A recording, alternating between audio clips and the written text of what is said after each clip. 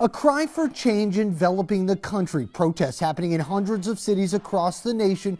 The images, a stark reminder of where we've been, but also how far we have left to go. There's no more room to just sit by the side. It's time for people to be active participants and really get themselves involved in the issue. Jacob Ali Wertheimer is the grandson of the late Muhammad Ali, who passed away 4 years ago today. Both he and his mother Kalia have watched the death of George Floyd ignite a fury once found within the late patriarch after winning an Olympic gold medal for the U.S. in 1960. And to come back and find that he could not even so simply be served a meal, it was very deeply painful to him. Like we're seeing now, Ali turned to activism, peaceful protests to create permanent change, to eradicate prejudice and Jim Crow laws of the South. He totally understood the power of speech and effective communication.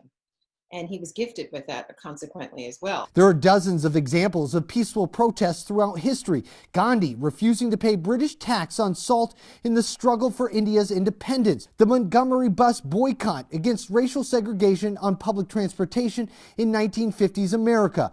Both considered historic victories. I think that is the shining example of how people could organize peaceful protests over a long period of time. Dr. David Hines, an Afro-American studies professor at Arizona State University, says the reason for their success can be summed up simply as this. It is the righteousness of the movement, the moral standing of the movement, the demands of the movement. But can it work again? He says it's working so far because people are paying attention. However, the next step must be to present solutions and force local lawmakers to act. 20 years into the new millennium, have we lived up?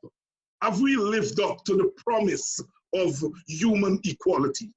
And I think what the protests are doing is they're raising anew all the questions, the very questions that Dr. King asked, the very questions that Gandhi asked, the very question that Mandela asked in South Africa. I'm Cameron Polam, ABC 15 Arizona.